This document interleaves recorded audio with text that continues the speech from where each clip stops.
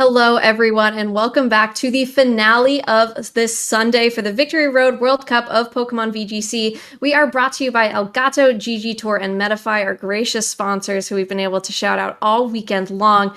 Ben, I am so excited for this week because we had such a fun match last week between two world champions, one of which was from Japan, so we've been able to see how funky that Japan team building has been. That speed swap Regieleki has been haunting my nightmares ever since. But now we get to bring another incredibly talented player from Japan, and then another incredibly talented player overall who is pretty well known here, Eduardo Cunha and Kentaro Matsumoto. So we get to have two players who are both qualified for Day 2 Worlds this year.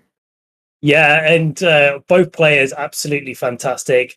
Edu, as he's known most of the time in the community, is a long-standing VGC player. He's had a ton of results over the years and is just one of those really consistent online players. Never seems to take a foot wrong when playing online, and should be really good to see what he's been doing. But of course, you can never count out Japan in any way, shape, or form because, as you said, Maeve, they really do team building well. They always come up with some crazy things. It's one of my favorite times of the month when Japan post all of the teams that have been going on in their like local tournaments and that sort of thing. And you're like, wow, what's going on here? Like, and they make it work, and it's so great to see. So yeah, really looking forward to what these players have in store for us.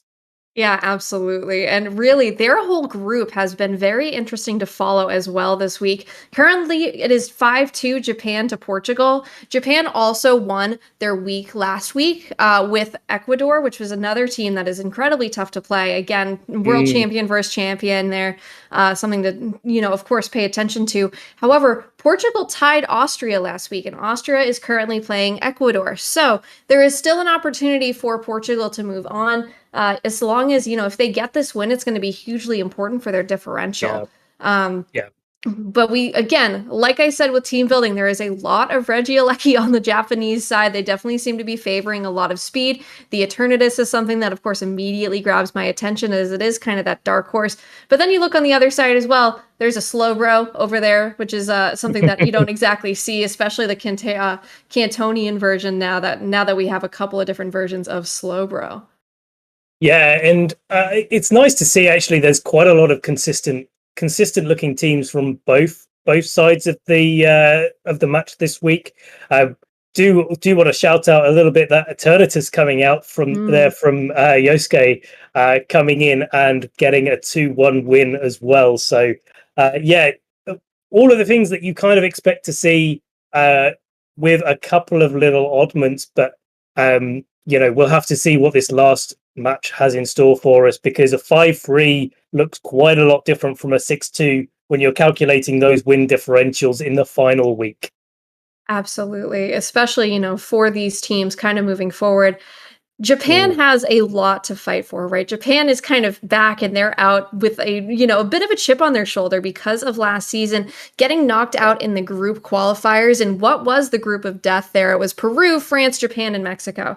Mexico just won 8-0 against France, I believe, last week as well, if I'm not mistaken. So now it's a lot of work for these teams to try and fight back for last year. France felt like they had a lot to prove, especially because they had such a crazy season last year and they were such a fun team to watch. But now Japan, I think, also has that big chip to fight for, because Japan is one of those teams you think of that are so tough to deal with, because if you don't speak Japanese and you don't read their team reports, sometimes you have no idea where these teams are coming from and they feel out of left field. But now from Japan, like I said, Kentaro Matsumoto is a player I'm so excited to see because he won Japan Nationals this year and has competed in the Japan Nationals in 2017 and 2019, whereas Eduardo Cunha, ton of accolades in his name. Oceania Internat's finalist in 2020, World Champs top 16 in 2019 back in DC, Oceania International champion in 2019, and World Championships top 4 in 2016. So he is getting closer and closer, right, to just consistent results. Yeah, and most importantly, consistent results in formats where the restricted Pokemon are allowed. 2016, 2019, and 2020 all in some way allowed restricted Pokemon to be used. And maybe not 2020 at the time, depending on what series it was, but Either way, 16 and 19 were series where these were allowed, and so this is really in Ed's wheelhouse to use these restricted Pokemon. But Kentaro coming and winning Japan Nats in 2022, both a recent accolade, one that's relevant for this format, and of course Japan is such a stacked field. They have so many great players. But now we see a little preview of what these players are, and it's one of the most interesting matchups, I think. Calyrex Shadow Rider versus Lunala. Yeah, absolutely. You're bringing both of those two powerful ghost-type restricteds into this game. Eduardo is running Gavin, at least a version of Gavin Michaels' Vancouver Championships team. So that is something, you can kind of pay attention to. You have Venusaur and you have Charizard, both of which love to abuse the sun set by the Groudon and love the support from Grimmsnarl and Incineroar. Whereas Kentaro is running Incineroar, Zacian, Thundurus, Gastrodon, and the Whimsicott. Gastrodon probably not too thrilled to not see a Kyogre on the opposite side of the field, however. No, and may not be arriving at the game because of that. It's one of those things where, for Lunala Groudon compositions on Ed's side of the field, maybe you want to be setting up that Trick Room, but Calyrex Shadow Zacian wants to be going quickly, and especially with that Whimsicott support and Thundurus, tend to be going a little bit faster. As we see here, these players lead off. Ed, whose perspective we're seeing the game from, is going to be leading off with that Charizard, Grimmsnarl, and Kentaro with both of his restricted Pokemon in that Zacian and Calyrex Shadow Rider.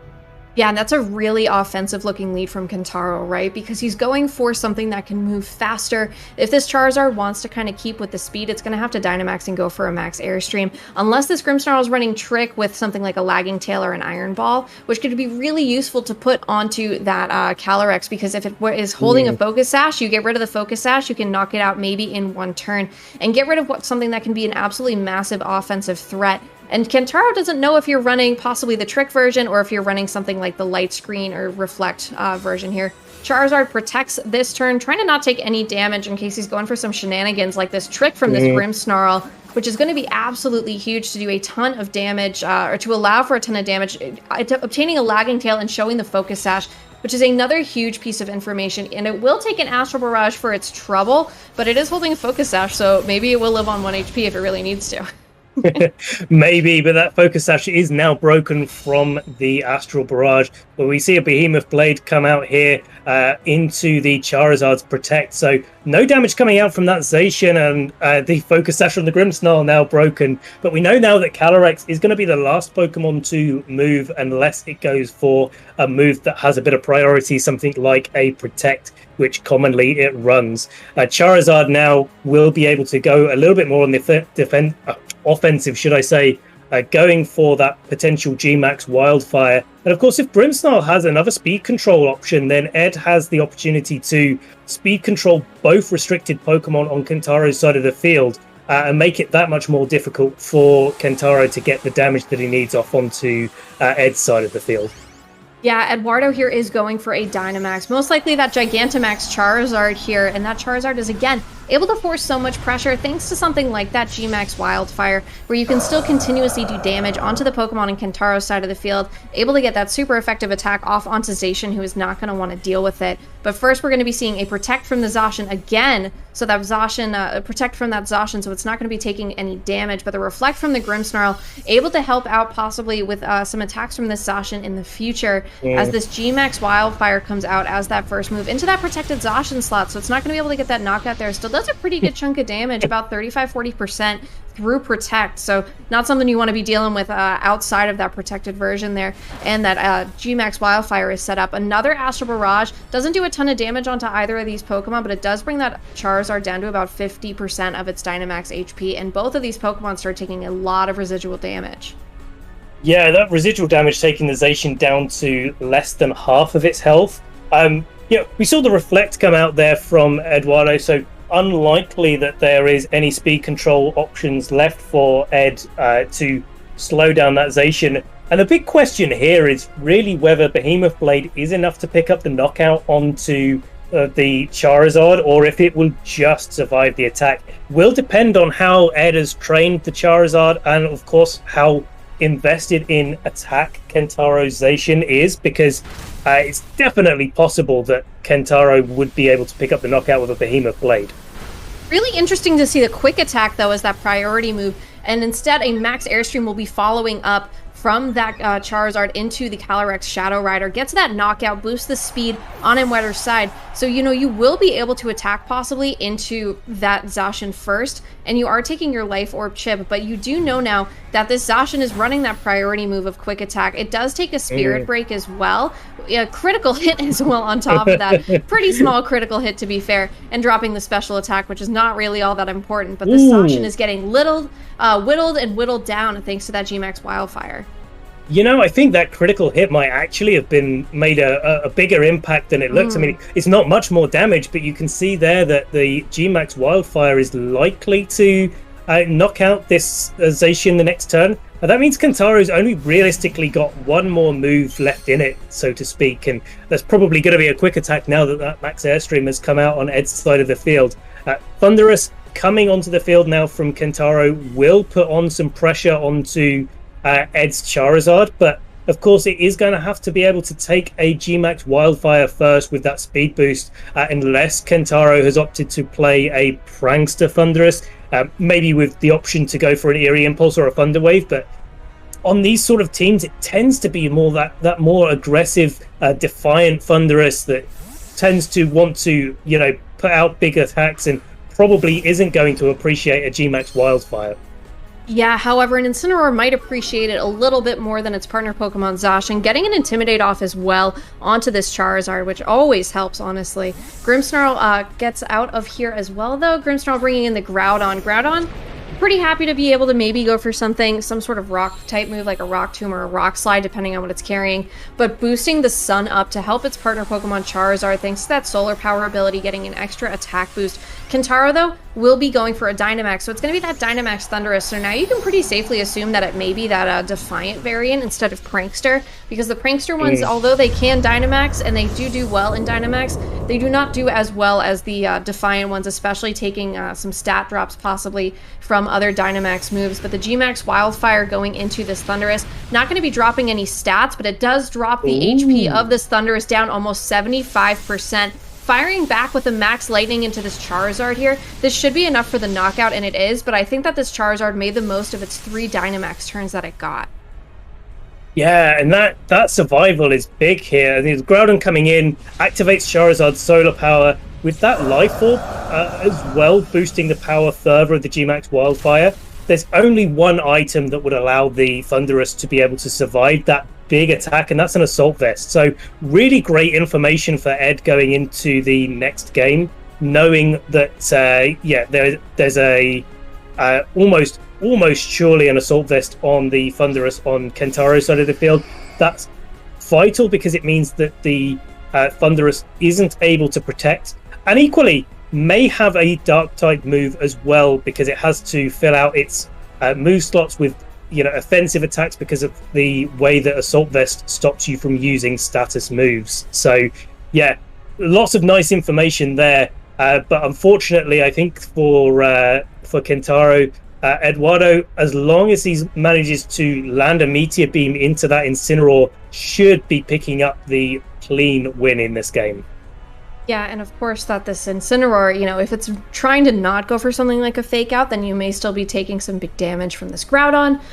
It could also, again, taking a Meteor Beam is always dangerous, but again, Meteor Beam just has that opportunity to miss, and we've seen that already today, so it's not something you want to always be dealing with. But Max Airstream into this Lunala breaks that Shadow Shield, changes the speeds up a little bit more, because these Pokemon on the field from Eduardo's side do not have the benefit of that Max Airstream from a couple of turns ago, as the Pokemon have all either been knocked out or switched out. Shadow Claw does not do enough to knock out here, but a Moongeist Beam is enough to finish off this Thunderous. So now this Dynamax Thunderous off the field. It did get that Max Airstream up, which is nice, but Incineroar's not a Pokemon that really loves to stick around as long as it can, and it won't be, because this Parting Shot into the Lunala, dropping that special attack stat most importantly, is going to be able to go back to Kentaro. So I feel like Eduardo needs to possibly get that Meteor Beam up pretty quickly.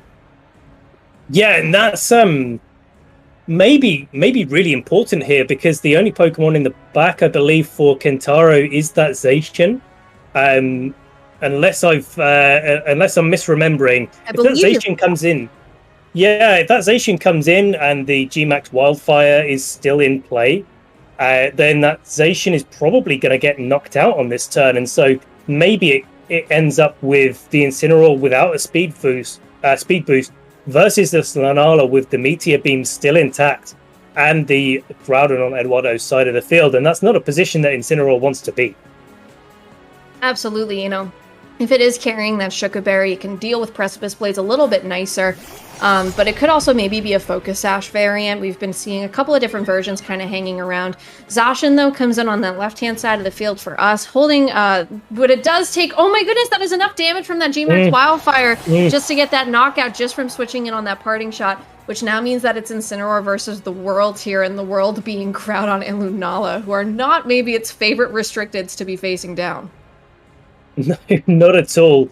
You will get the Intimidate onto Groudon yet again, so that's quite nice. The Lunala has taken a special attack drop from that parting shot, but yeah, not really the situation that you want to be. And nice targeting there from Eduardo, just making sure that because the Thunderous wasn't able to protect, or at least that's what we presume from the damage that the Gmax Wildfire did, that there's no risk in really just double attacking into that slot, picking two completely accurate moves and kind of forcing this game state where the Zacian has a chance to go down.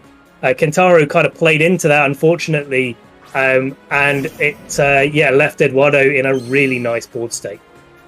Yeah, Incineroar, like you said, comes back and gets this Intimidate off onto the Groudon, which is definitely nice. But do you even want to go for a Fake out here onto that Groudon slot? You'd still possibly be taking a Meteor Beam. Shadow Shield is broken on this Lunala, so you could go for a Dark-type move if you are carrying it. But then you still may be taking a Precipice Blades, and if you're not holding the Shuka Berry and you're only holding the Focus Sash, does that put you in a tougher position? Whereas if you have a Shuka Berry, maybe you can hope for a Precipice Blades miss, and if you know that Shadow Claw is the 100% accurate move, then you're not too worried about taking it. So, I think Kentaro, he has an endgame strategy, right? Because the last Pokemon is that Grimmsnarl, who is running, whose only attacking move is Spirit Break. Yeah, and Spirit Break's not going to do too much damage, but it is accurate, and there's also the Reflect there that the Grimmsnarl has available to it. Kentaro is going to be forfeiting, not wanting to play out that end game, maybe not wanting to reveal what item is on the Incineroar, which I think is a smart play. You may as well take all of the information that you've got and keep it close to your chest while you're playing the match, and just go into game 2 clean. As far as it, worked out from game 1, there was quite a lot of information revealed from both sides. And I think the most important one is that the Grimmsnarl on Eduardo's side wasn't going for any speed control options onto that Zacian. Where we saw the Zacian go for a quick attack, it was almost certainly to get that last hurrah of damage away from onto the Charizard, expecting something like a Thunder Wave, maybe a Scary Face, to go onto it before the Charizard is able to just knock it out. And the fact that Grimmsnarl didn't could be Ed trying to take information and not reveal it, but it also could be quite telling for Kentaro. And if the Zacian did go for that Behemoth Blade there, it would have been a bit of a different match. Yeah, absolutely. I think, the quick attack was a play that, to me, revealed more information than it was worth, right? Because then you kind of know that your opponent has an opportunity to get you down into a low HP stance and then go for that quick attack for a pretty easy knockout. A different lead here, though. We see the Whimsicott and the Zacian come out for Kentaro, and then for Eduardo, we see the Venusaur and the Groudon. So two different ways of getting speed priority up. That Drought with that Venusaur, and also the Tailwind with the Whimsicott. You also have the opportunity for Helping Hand with this Zacian, which does a ton of damage to a lot of Pokemon.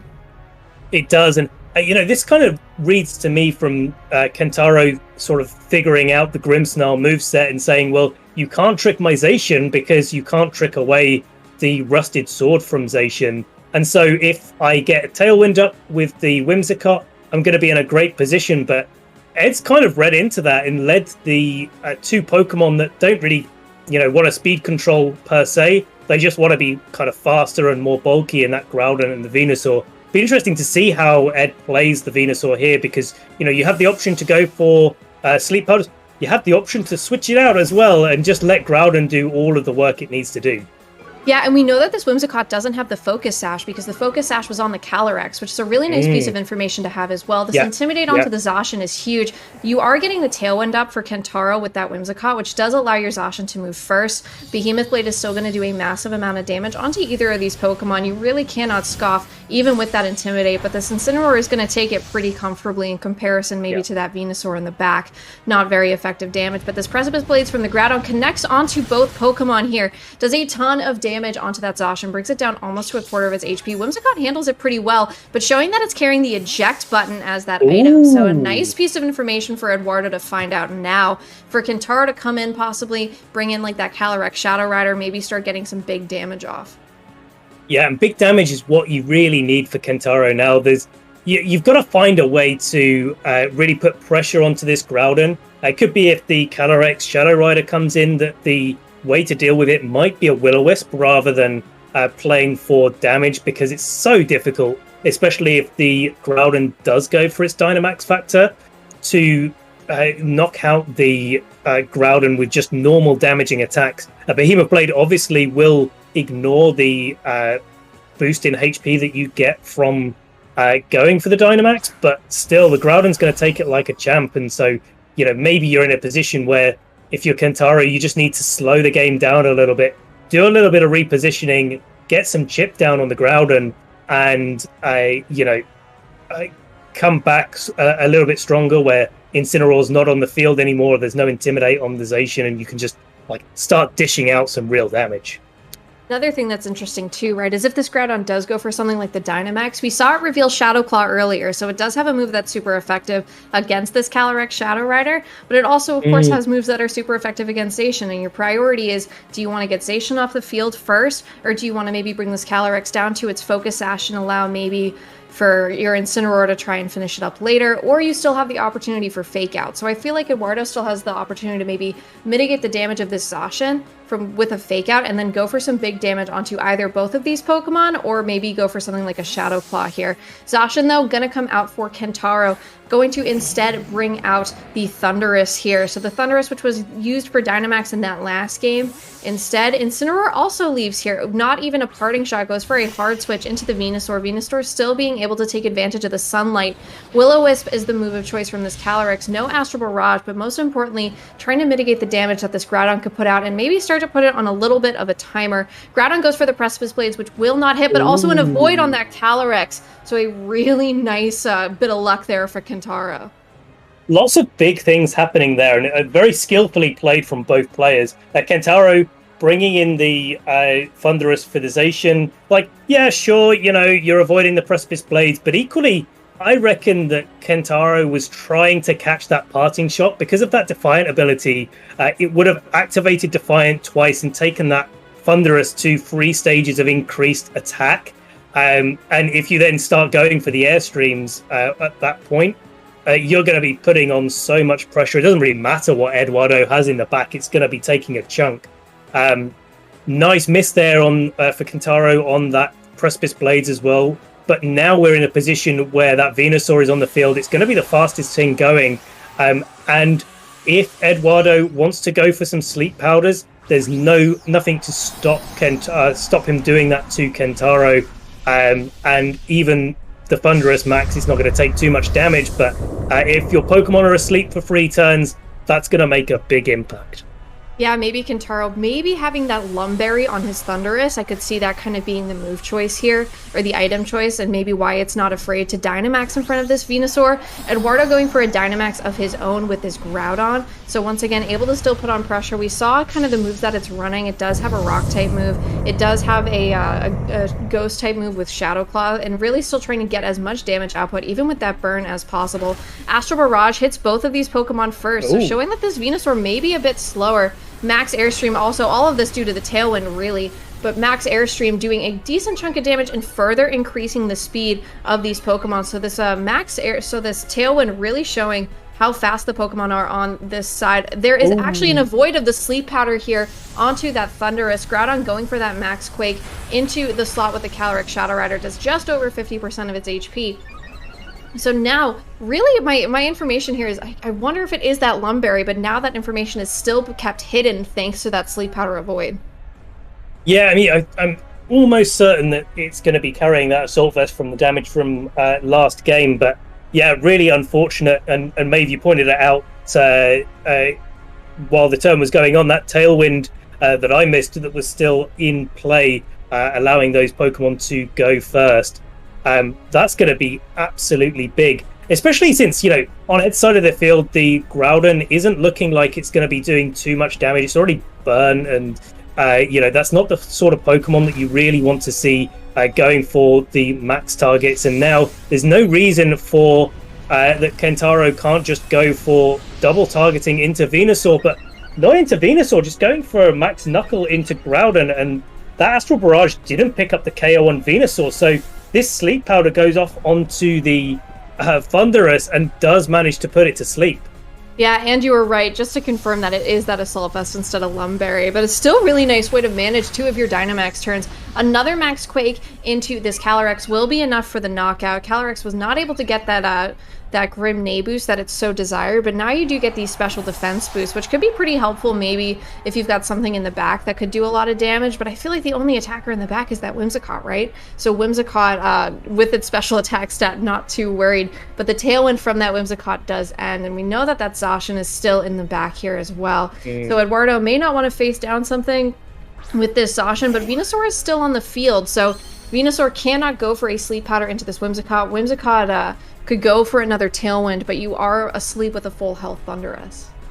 Yeah, and so, it's just a case of whether you think that the attack on the Whimsicott is enough to knock out the Venusaur, but if you do that, then the Venusaur is probably going to knock you out first, because it's likely with that Chlorophyll ability going to go first. So, yeah, just a safe Tailwind here. Kentaro just wants the Zacian in the back for himself to be, front and center. You don't really want to, if you're Ed, bring in that Incineroar either, because that Thunderous is still on the field, and while it is asleep now, it's pretty healthy, and you're not going to get too much damage off onto it. Weather Ball coming out from the Venusaur, though, is going to be enough to pick up the KO on that Whimsicott, and the Max Rockfall coming out onto the Thunderous. That burn coming up absolutely vital for Kentaro. The Thunderous absolutely shrugging off that damage, taking a little bit of damage, of course, from the sand, and potentially the Venusaur gets knocked out here too. Oh, but no, living on 2 HP. Yeah, Venusaur hanging on with just 2 HP here, but that, like you said, that burn is absolutely huge. That burn really just mitigated the damage that should have been a lot more onto that Thunderous. Intrepid Sword from the Zacian now switching in is going to be able to get that boost up, but like you said, that Tailwind from the Whimsicott really just allows this Zacian to go first, and the weather change kind of means that this Venusaur is kind of lagging behind here. Only 2 HP. It's gonna maybe do something. You don't even necessarily have to target it, but it might still be safer to just get it off of the field and hope that Precipice Blades may miss or something. Maybe a Heat Crash if that's what the fire type move that this Groudon is carrying. I know I looked at it, I knew it was carrying one, but I could be mistaken. But Venusaur is almost not a threat, right? Because it's moving last. If you wake up this turn with your Thunderous, which you have a pretty good chance to do, you can still maybe knock it out with something, if it's, with maybe a flying type move or just another move that you're carrying with this Thunderous to just do damage. Yeah, and it's the question is whether if you ignore it, the Sleep Powder comes out as well, right? So, there's some safe plays coming out here. The Zacian looks like it's going for that Protect this turn. Wild Charge coming out from the Thunderous. The Thunderous is able to wake up on this turn. He's going to be able to knock out the Venusaur and bring that Incineroar one stage closer to coming in and boosting up Thunderous's attack yet again. And the impact of that burn becoming even more apparent as that Stone Edge does land into the ground. And so no targeting onto the Zacian this turn. And no sort of damage there. So maybe a little bit of a wasted opportunity there for Kentaro. Could have got a little bit more damage off, maybe knocked out that Groudon. And now the Lunala comes in on full HP, and it's going to be... I can't see really how Kentaro's able to safely dispatch this Lunala with the Groudon on the field, and your Pokemon's so close to being knocked out. Yeah, and I think it's really interesting as well that you went for the protect with the Zacian, and you could have maybe just targeted into the Groudon with whatever move that you had on your Thundurus and let the sand take out that Venusaur, maybe assuming there would be no sleep pattern. But instead here, we're seeing another Wild Charge plus a Behemoth Blade into this Lunala, one to break the Shadow Shield, and the other to almost get the knockout, brings it down to 16 HP. Groudon going for the Heat Crash here into the Thundurus slot is enough to get the knockout. Sorry, it looked a little close here. But now even this Lunala able to go for a Moongeist Beam, able to take a nice amount of damage here onto this Zacian, but it could get knocked out thanks to the sand at the end of this round. So you're really hoping for this knockout here, and you do get it. So that means Eduardo is going to be able to wrap up this game, I think, really, really nicely and take a very important win. Because like you said, 5-3 looks a lot better on paper than 6-2 does. So a really great way for Eduardo to kind of wrap that up in two very interesting games.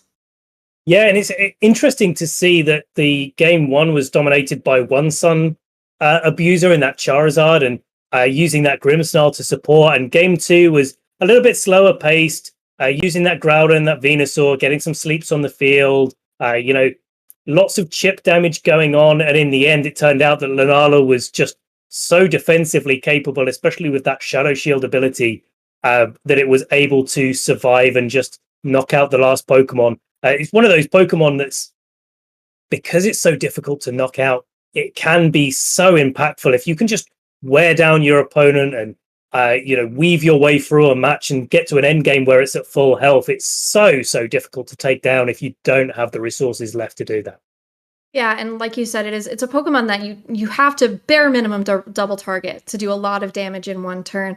And by double targeting, you're taking your attention away from the Groudon, which even with that burn, that Groudon was kind of left alone for what felt like the entire second half of that game. Because once the burn got onto that Groudon, it was just allowed to go for these moves that didn't do a lot of damage, but did enough chip damage that towards the end that Lunala was able to come in and kind of clean up on that Zacian, or clean up on, maybe you allowed yourself to clean up on the Thundurus as well at the end game.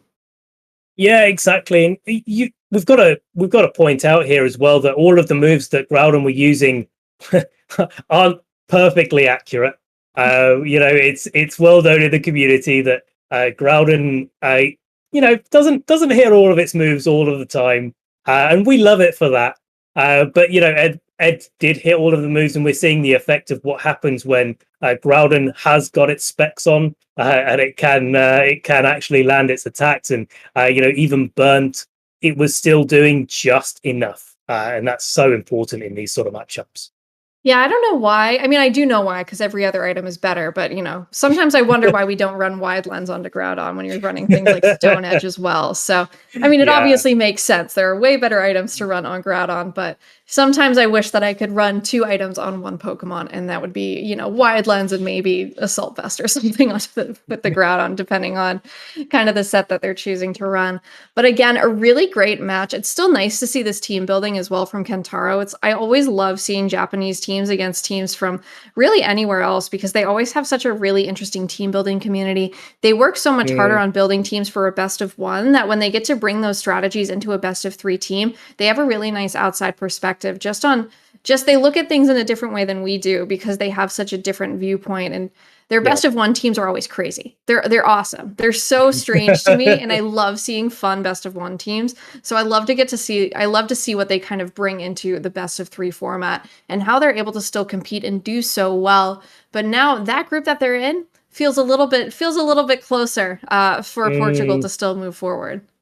Yeah, exactly. And I believe there was another 5-3 result last week as well. So yeah, everything's still on the line. We'll have to keep an eye out for the last matches coming this afternoon, this evening, potentially this morning, depending on where your time zone is in the world, of course. But as far as games left to go for today, we have concluded the sets we have for you. It's been an absolute blast, and thank you for joining us if you have been watching all the way through, or even just catching a little bit when you can.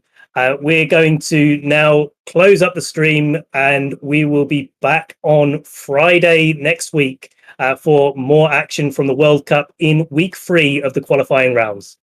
Yeah, absolutely. And last thing too, I just want to give another shout out to our sponsors in GG Tour, Metafy, and Elgato. So a huge thanks to them. Like you said, Ben, we will be back with more action-packed games starting Friday, and then more Saturday, and then more Sunday. So definitely keep your eye on the Victory Road pages. Again, Twitter, Discord, YouTube, Twitch, their website, worldcupofvgc.com, I believe, if I'm not mistaken. Also able to track all of that. worldcupvgc.com. Also able to track, how the standings are for every single team moving forward into this competition. Again, we only have, I believe, this might be the last week of the qualifiers, if I'm not mistaken, or is there one more? Next week will be the last week of the qualifiers. Correct. So this is where everything comes down to. This is where all of the people that are, or all the countries, should I say, that are going through will be decided. So absolute crunch time for all of the teams that we'll be showcasing. Absolutely. All right. Well, I do want to say thank you very much to Victory Road for having us. And once again, we will see you guys next week with some really, really exciting matches.